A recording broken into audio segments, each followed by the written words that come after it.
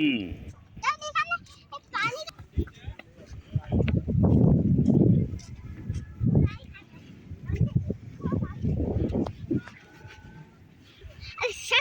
কাল ভিডিও করো।